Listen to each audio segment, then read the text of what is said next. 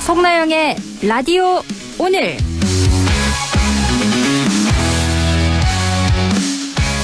여러분 안녕하십니까, 송나영입니다. 경찰이 서울 성북구 사랑제일교회에 대한 압수수색에 나섰습니다.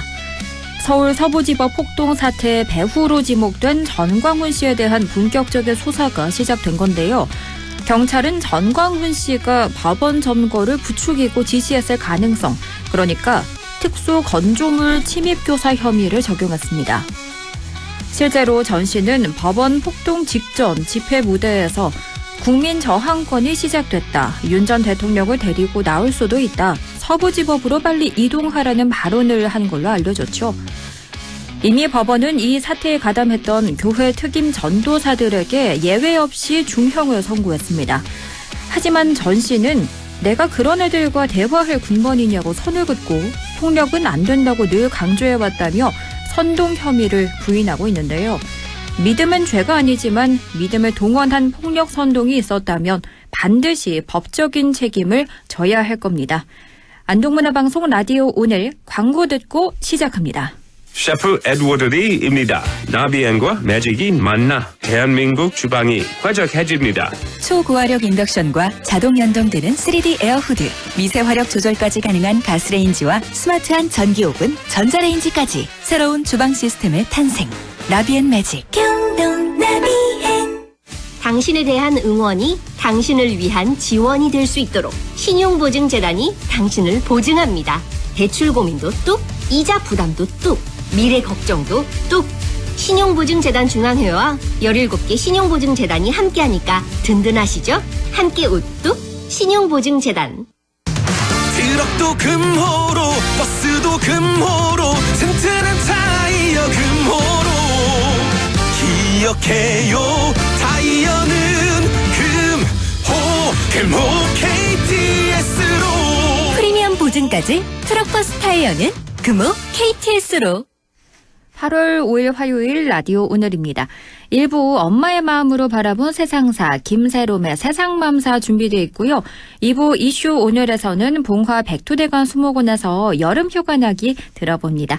이어서 한 주간의 시사 이슈를 알아보는 시간 최요한의 시사 따라잡기 준비되어 있습니다. 라디오 오늘 유튜브로도 다시 들을 수 있거든요. 많은 애청 바랍니다.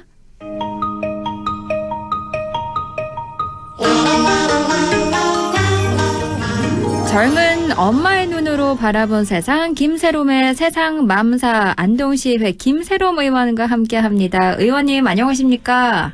네, 반갑습니다. 라디오 오늘 청취자 여러분들, 마음이 편한 세상, 살기 좋은 세상을 꿈꾸는 안동시의원 김세롬, 비 오는 날에도 바람 부는 날에도 세상 이야기 함께하는 김세롬입니다. 네, 의원님 지난주에 국회를 다녀오셨더라고요. 요사이 네. 국회 자주 다녀오시는 것 같은데 이번에 무슨 일로 다녀오셨나요? 네, 오늘 주제와 관련 있는 선거제 개혁 관련해서 토론회에 참석도 했고요. 또 국회의원분들 몇 분을 따로 만나서 안동에 꼭 유치했으면 하는 사업에 대한 설명을 좀 하는 자리도 좀 가지고 왔습니다. 그렇군요. 좀 궁금한데요. 이 안동에 꼭 유치했으면 하는 사업으로는 어떤 걸 제안하고 오셨나요? 굉장히 많습니다. 한두 가지가 아니었군요. 네, 아직 확정된 게 없어서 아하. 말씀드리기 조금 힘들지만 그렇고요. 제가 오늘 사실 네. 대상포진에 걸렸어요. 그러시군요. 예, 그래서 오늘 전화로 연결을 하는데요. 네. 제가 대상포진에 걸려보니까 이 대상포진이 얼마나 아픈 질병인지를 알겠더라고요. 그래서 깨알 갑자기 제가 또 생각난 게 네. 안동시는 65세가 아니라 60세부터 대상포진 백신을 무료 접종을 도왔고 있습니다. 그리고 산불 피해 지역 주민들은 50세 이상이시면 다 저희가 다 또 지원을 하고 있거든요. 네. 혹시 이 방송을 들으시는 분들 중에서 나 해당되는데 하시는 분들 있으시면은 꼭 잊지 마시고 진짜 병원 가셔서 백신을 꼭 맞으셨으면 좋겠습니다. 이렇게 무더위 속에 서울을 오가면서 땀 흘리고 계신 의원님인데요. 그럼 오늘 구체적으로 어떤 이야기 나눠볼까요? 네, 오늘은 우리 삶의 현장에서 놓치기 쉬운 이야기들을 좀 풀어보고자 하는데요.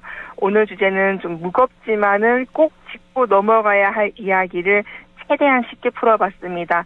바로 광역 기초의회 선거제도 개혁입니다. 특히 2022년도에 시행된 중대선거구제 시범사업 평가와 함께 우리 지역 정치가 나아가야 할 방향에 대한 이야기도 나눠보고 싶은데요. 오늘의 주제 선거제도 개혁입니다. 선거제도 개혁. 의원님은 이 주제를 왜 꼭 짚어야 한다고 보시나요? 네, 우선 시민 여러분들의 삶에 밀접한 영향을 주는 곳이 바로 이 기초의회, 시의원을 말하는 거고 광역의회, 도의원을 말하는 건데요. 네. 그런데 정작 이곳의 선거제도는 변화 없이 너무 오랜 시간 유지되어 있고 무투표 당선, 공천 독점, 정치 신임 배제 등 여러 문제가 고착화되어 있습니다. 그래서 제도 개혁 없이는 지역 민주주의도 앞으로 나아갈 수 없다고 생각합니다. 맞아요. 지금 말씀해주신 특히나 무투표 당선 문제 이게 정말 와닿는데요. 실제 사례를 들어서 조금 더 설명을 해주실까요? 네. 내년이 지방선거기 때문에 2022년도 지방선거가 최근의 선거였는데 우리는 그때의 기억을 복기해 볼 필요가 있는 것 같습니다. 네. 총 61명의 도의원의 정수 중 지역구는 55명, 비례대표 6명의 구성이었습니다. 그러니까 55명의 선출직 도의원을 뽑는 자리인데 그중에서 경북에는 17명이 단일 후보였기 때문에 무투표 당선으로 끝났습니다. 네. 지역으로 찾아보니 포항이 3명이나 되고요. 경주, 구미, 영주는 2명, 그리고 1명인 지역이 안동을 포함해서 영천, 상주, 문경, 또 의성, 고령, 군위, 청송까지였습니다. 모두 국민의힘 소속이었습니다. 네. 도의원만 그럴까요? 또 아닙니다. 경상북도의 기초의원도 8명의 무투표 당선자가 나왔습니다. 모두 2인 선거구로 예천과 칠곡, 의성 등이 있습니다. 또 시의원 비례대표 선거에도 2018년에는 11명 무투표 당선에 이어서 2022년도에는 16명이 무투표 당선되었습니다. 이 중 경주만 3명의 비례의원들 중 1명만 더불어민주당이고 나머지 후보들 역시 모두 국민의힘 소속이었습니다.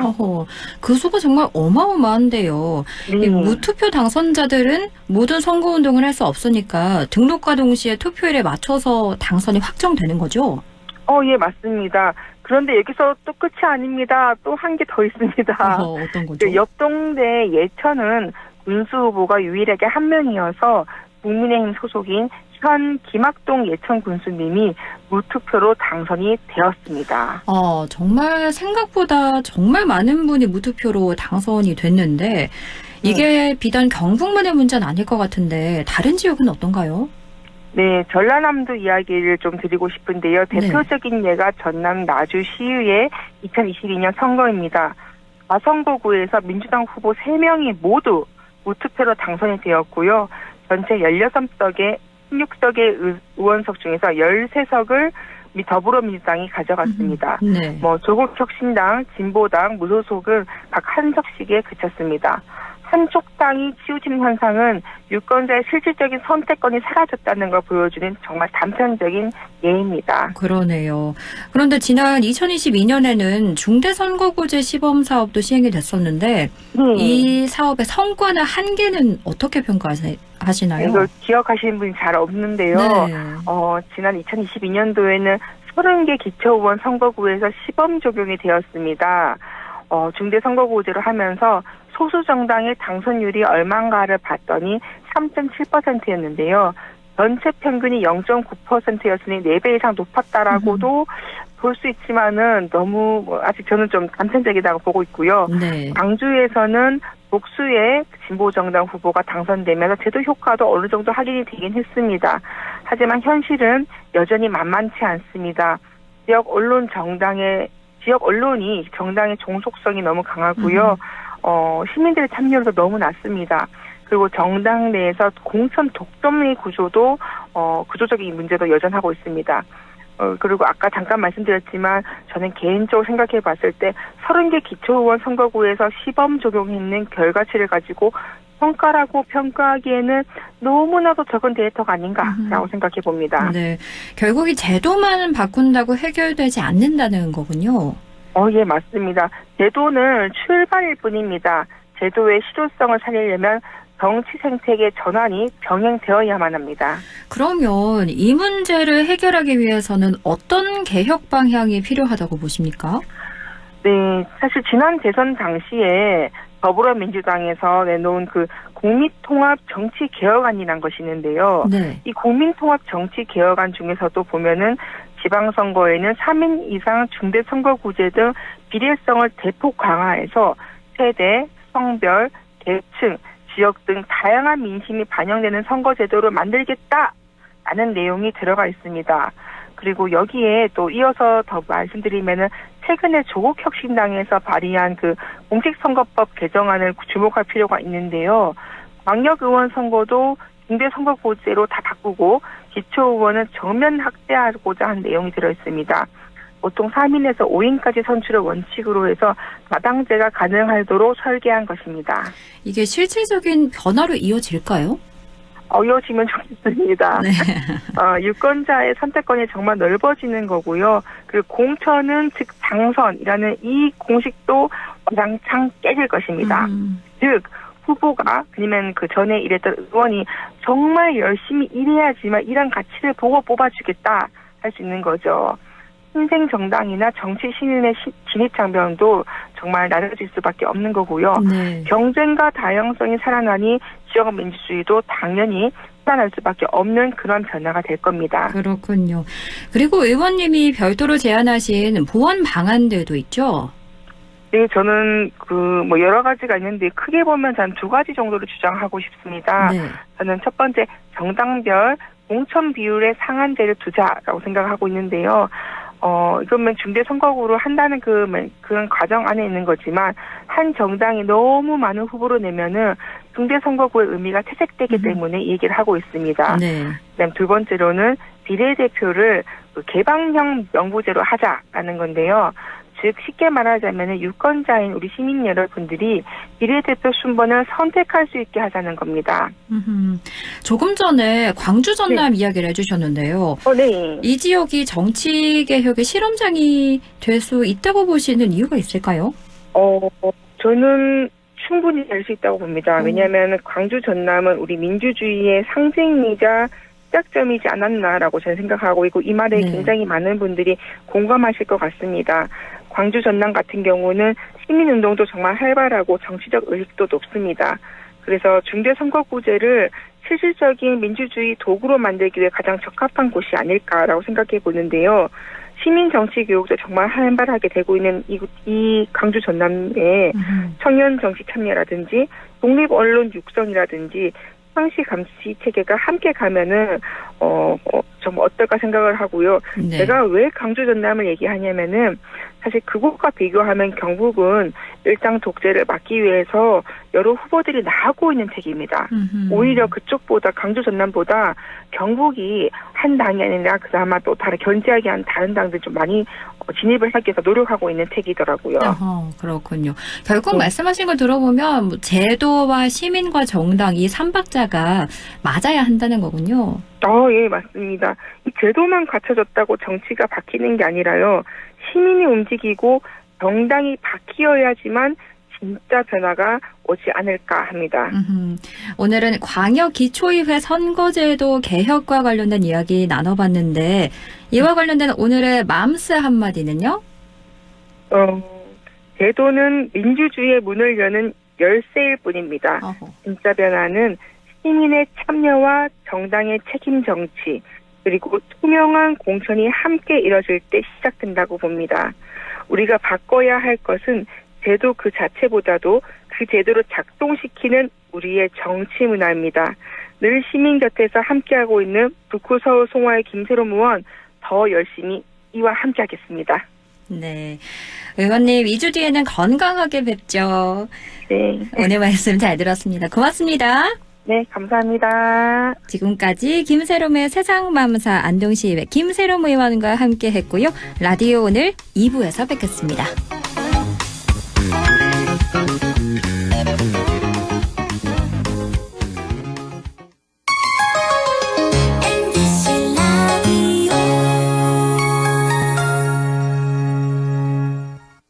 땡긴다 땡겨 매콤 새콤 달콤한 달콤한 맛. 무침에는 역시 땡길의 가오리. 장례식장 등 각종 대소사 최고의 인기 메뉴 땡길의 가오리. 물이 생기지 않아 언제 어디서든 포장, 배달, 택배 모두 가능한 안동 땡길의 가오리. 054-852-4988.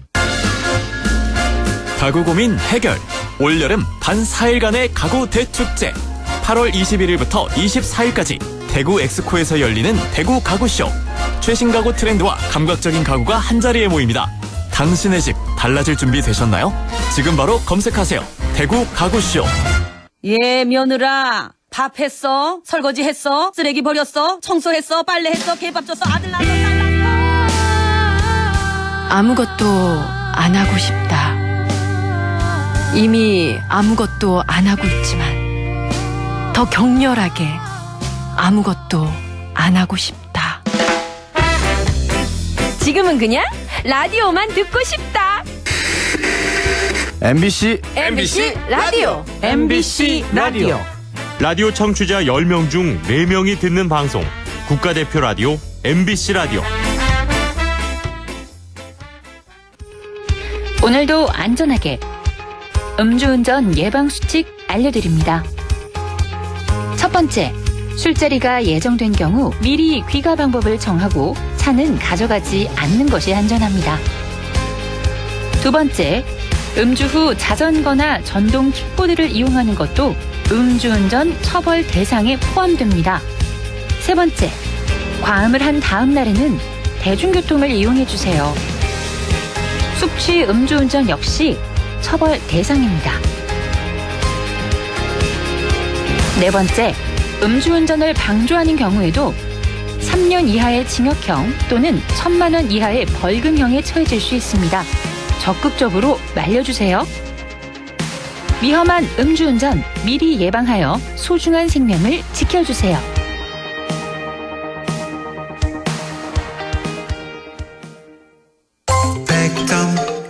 MBC 라디오 6시 22분 22초 지나고 있네요. 이슈 오늘입니다. 여름 휴가 다들 다녀오셨나요? 아직이라면 이곳은 어떨까요?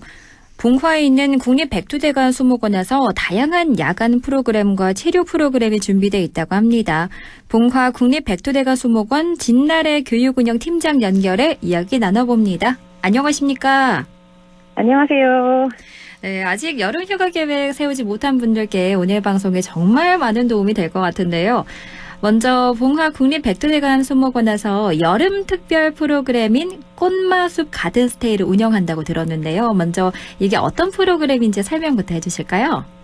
네, 이번 여름에 준비한 꽃마숲 가든스테이는 낮에는 숲과 정원을 체험하고 밤에는 별빛 아래에서 수목원을 즐기는 특별한 체류형 프로그램입니다. 해가 진 수목원에서 8.15 특별 영화제 그리고 알파인하우스 꽃별 산책 등 낮에는 경험할 수 없는 색다른 체험을 제공하고 있습니다. 그렇군요. 이게 숙박과 연계한 야간 관람이라는 점이 정말 인상 깊었는데요. 특히나 인기가 많은 체험 요소로는 어떤 게 있을까요?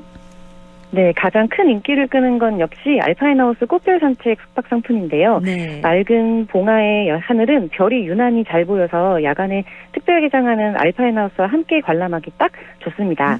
그래서 방학을 맞이한 아이들과 가족 단위 관람객에게 큰 호응을 얻고 있어요. 네. 또 저희 8.15 광복 기념으로 수목원에서 준비한 야간 영화 상영 이벤트도 숙박과 함께 진행이 되다 보니까 여유로운 분위기에서 자연을 즐길 수 있는 점이 굉장히 매력적입니다.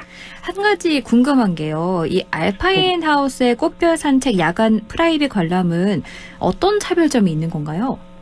네, 알파인 하우스는 국내 최대의 고산식물 전시관인데요. 네. 평소에는 낮에만 관람이 가능하지만 이 가든스테이 꽃별 산책 기간 동안은 소규모 예약제로 야간 프라이빗 투어를 운영하고 있습니다.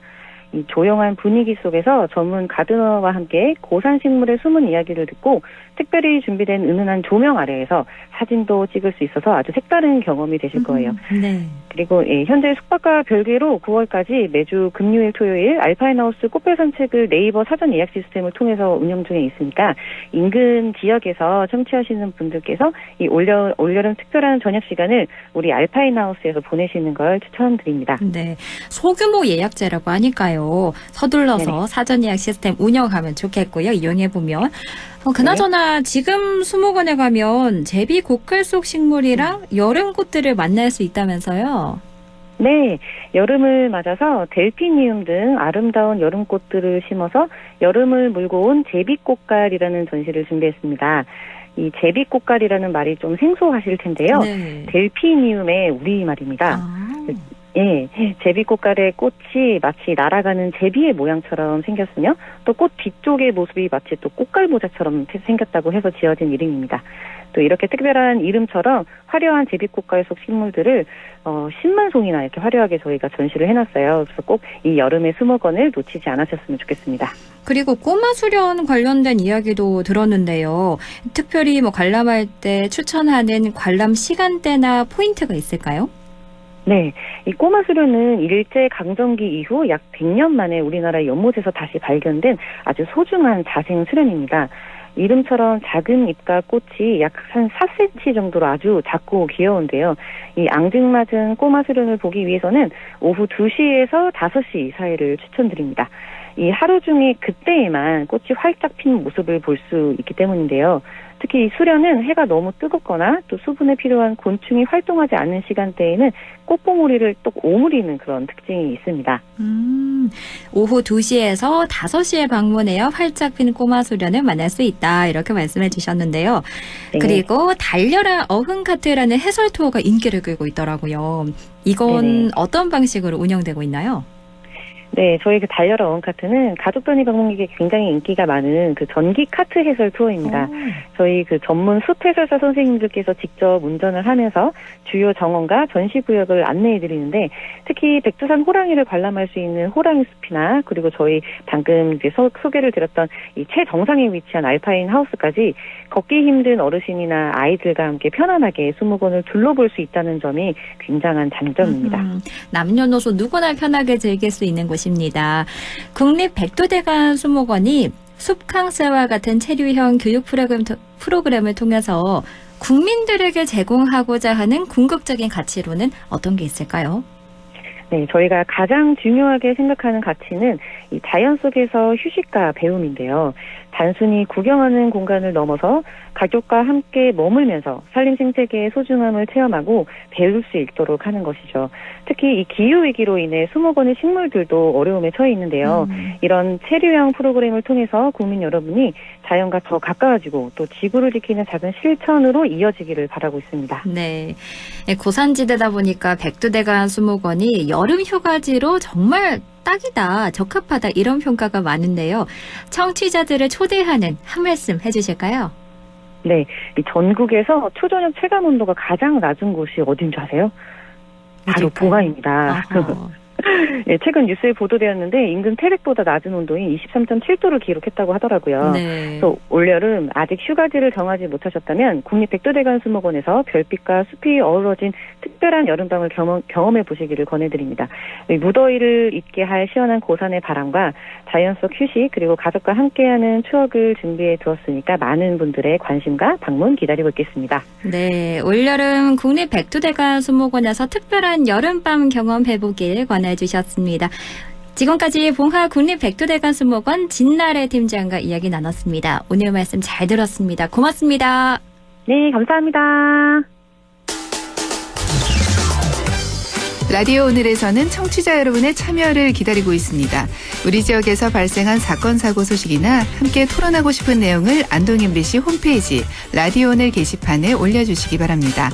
전화와 문자 참여도 하실 수 있습니다. 전화는 851국에 7191번, 문자는 샵 0913번으로 보내주시면 됩니다. 문자는 단문 50원, 장문 100원의 정보 이용료가 있습니다. 여러분의 많은 참여 바랍니다.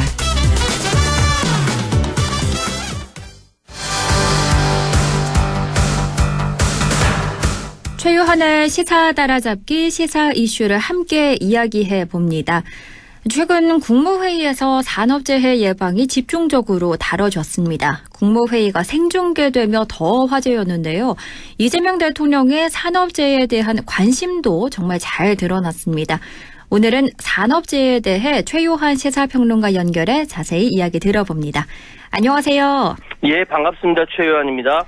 네, 산업재해 문제가 정말 심각합니다. 어제도 포스코 ENC가 시공을 맡고 있는 광명 서울고속도로 연장공사 현장에서 노동자 한 명이 감전을 당해서 의식불명 상태인데요. 그런데 국무회의를 생중계하면서 다룰 거란 생각은 못 해봤거든요. 이게 결국 대통령의 의중이 담겨 있는 거죠? 그렇죠. 사실은 뭐 국무회의 생중계하고 산업재해하고는 조금 다른 아젠다긴 한데 어쨌든 대통령의 의중이 짙게 반영이 됐습니다. 보통은 이게 대통령의 모두 발언 부분 위주로 이제 녹화 형식으로 공개만 이루어졌다가 국무회의에서 토론 내용이 실시간으로 전파를 탄 건 처음이에요. 그래서 국민들이 이거 보면서 야, 누가 말을 잘한다. 누군 말을 못한다.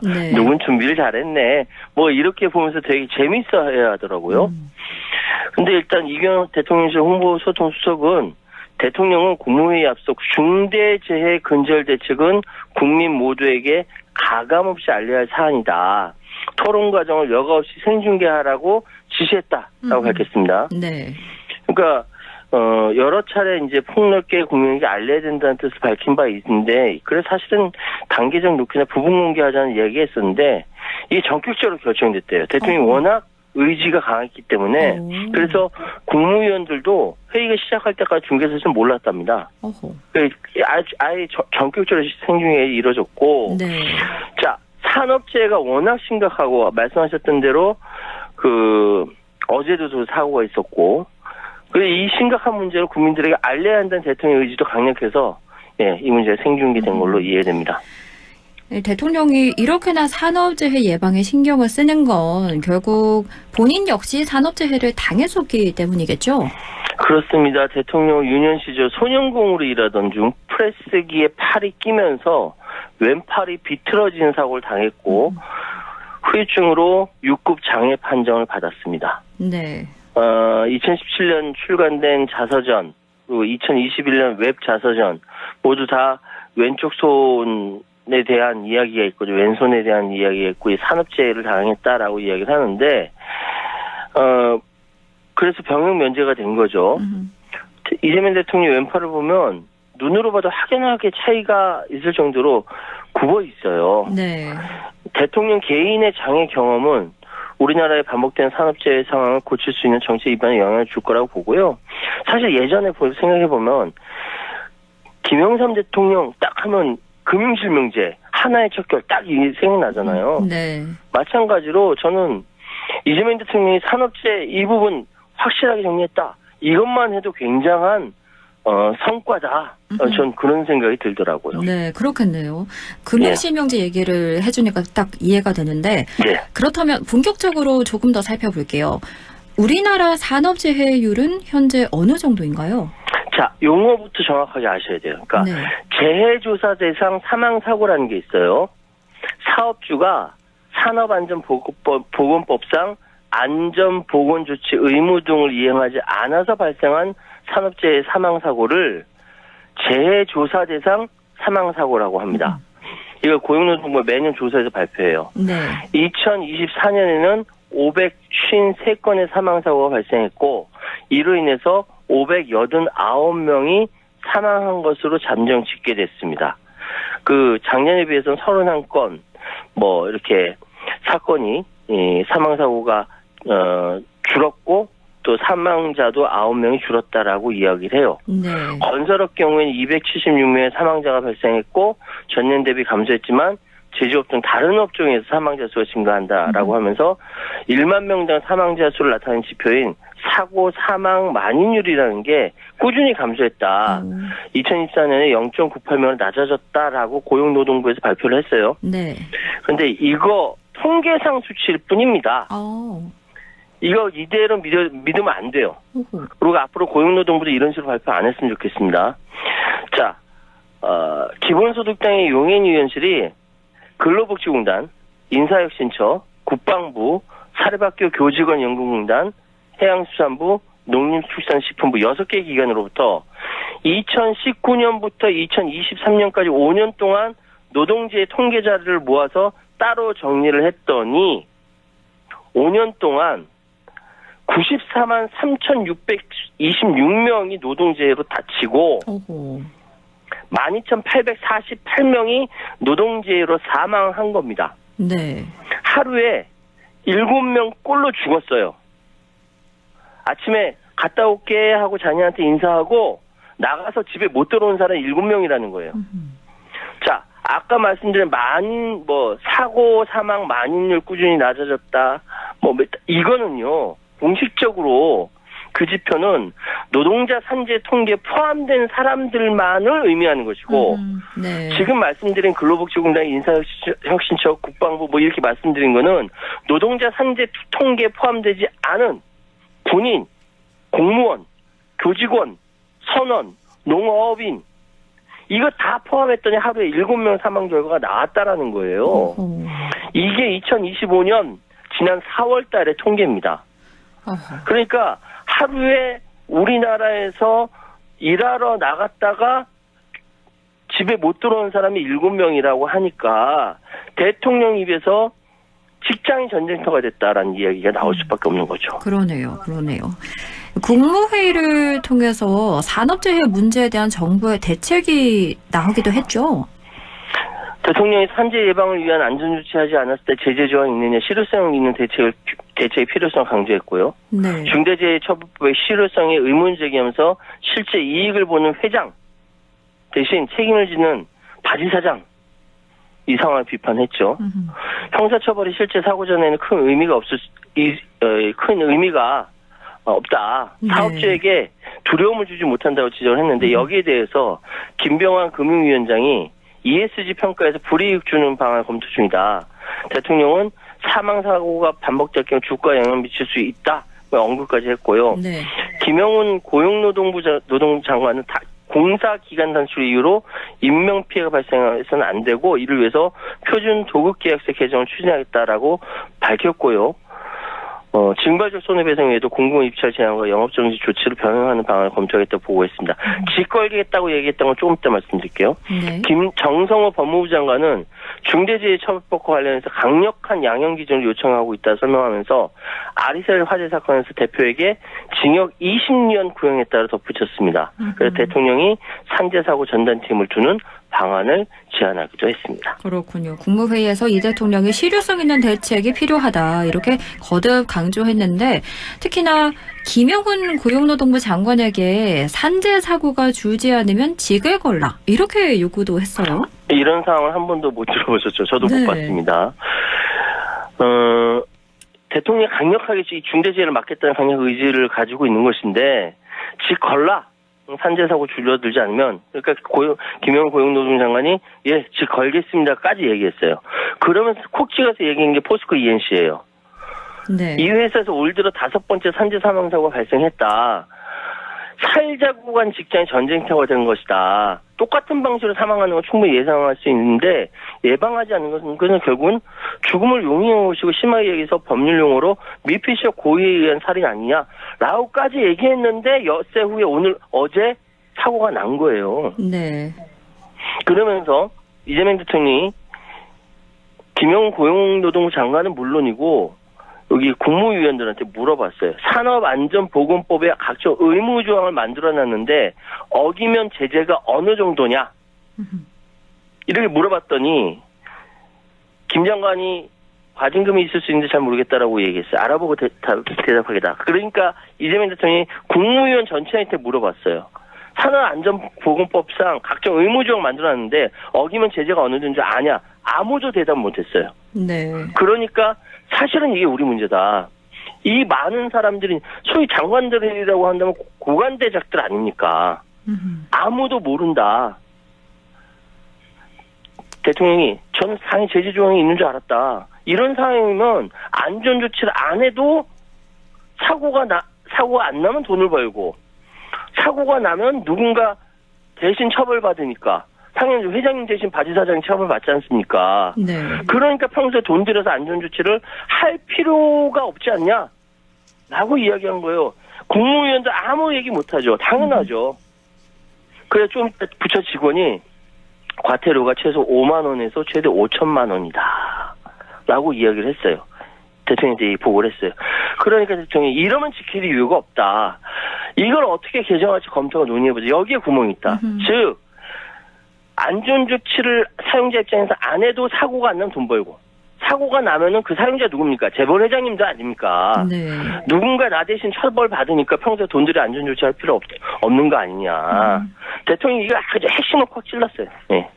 대통령의 이 방금 이야기가 핵심인 것 같은데요. 예. 사용자 입장에서 안전조치를 안 해도 사고가 안 나면 돈을 벌고 또 사고가 나면 나 대신 다른 사람이 처벌을 받으니까 평소에 돈을 들여서 안전조치를 할 필요가 정말 없어 보이거든요.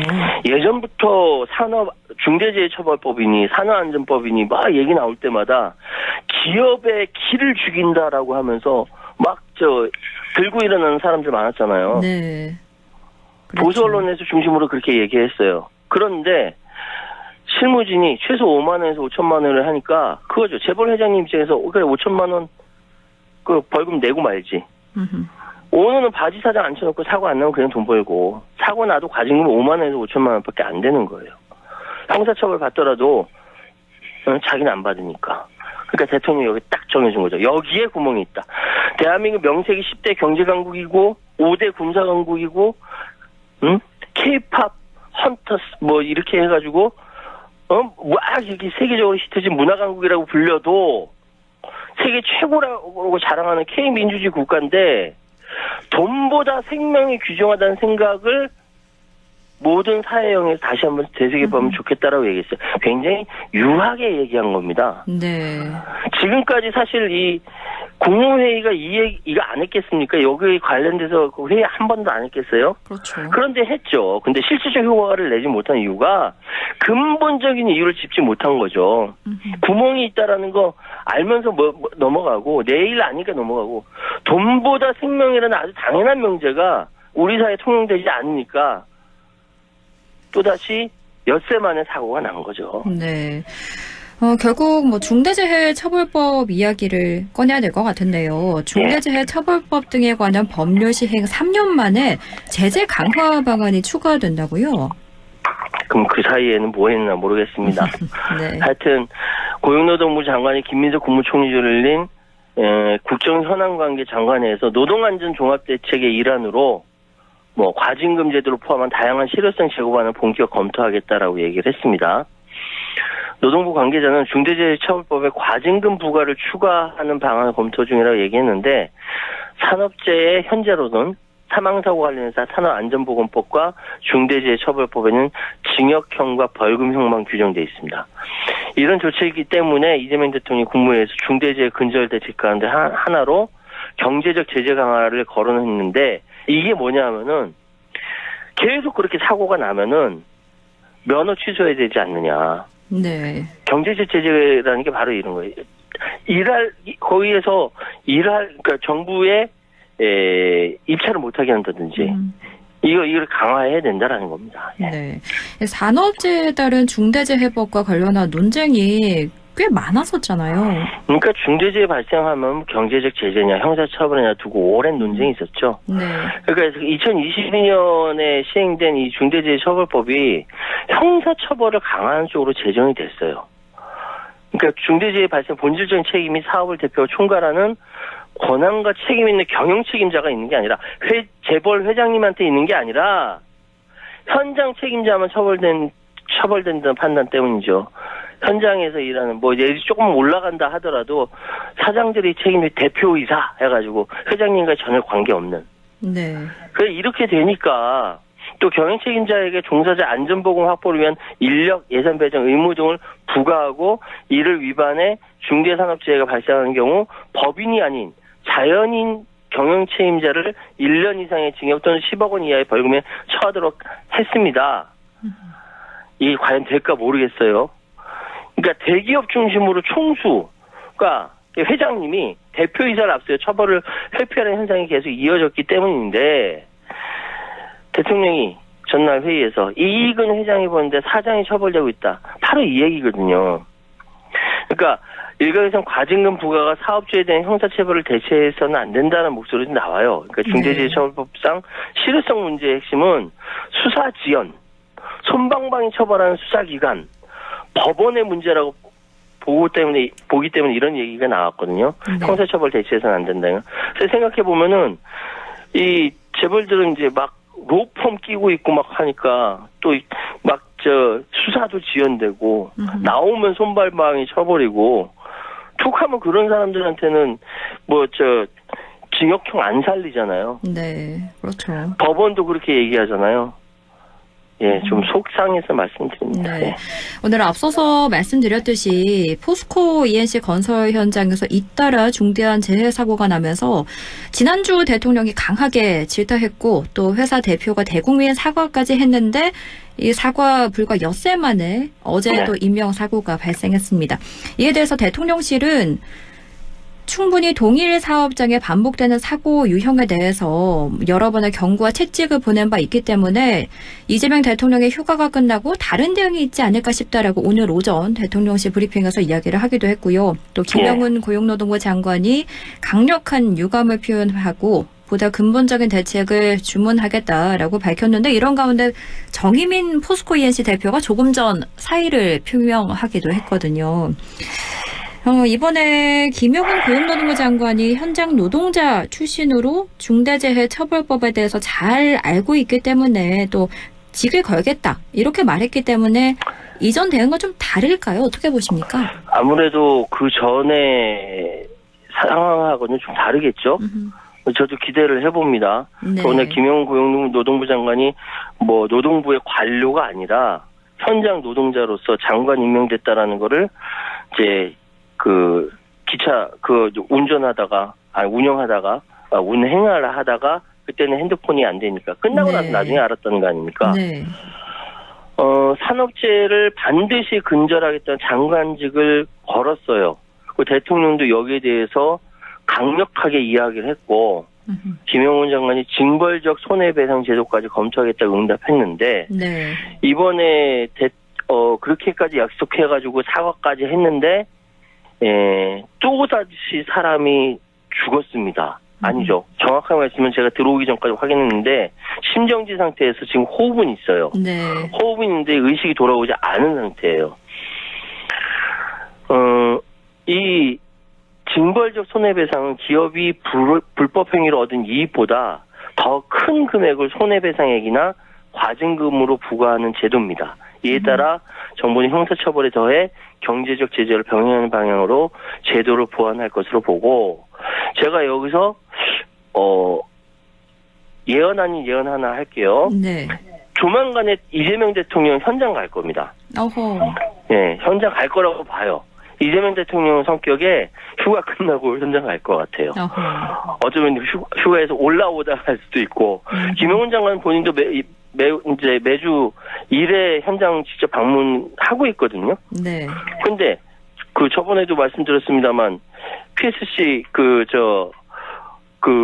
끼임 사고로 돌아가신 분도 있고 이번에 이게 감전 사고로 이렇게 아직까지 사경을 헤매고 있고 이것이 우리 사회 전체가 돈보다 생명이라는 이 아주 평범한 것을 이 가치를 제대로 소화하고 있지 못한 거 아니냐. 너무 급하게 성장하고 너무 빨리빨리 일 처리하고 하다 보니까 정작 중요한 안전이라는 문제, 생명이라는 문제 이 부분을 놓친 거 아니냐라는 저도 반성을 하게 되네요.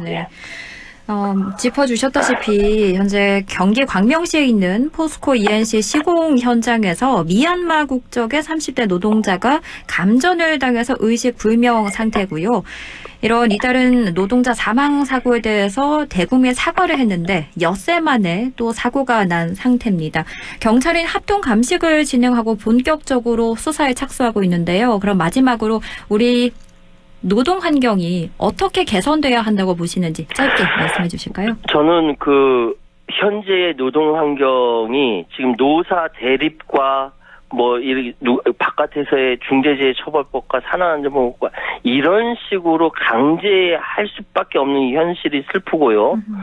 저는 이제 노동자의 의식, 안전의식이라든지 사용자의 먼저 솔선수범해서 이 부분에 대해서 체크하고 노동자의 생명을 귀하게 여기는 거 이런 것들 다 중요하다고 생각합니다.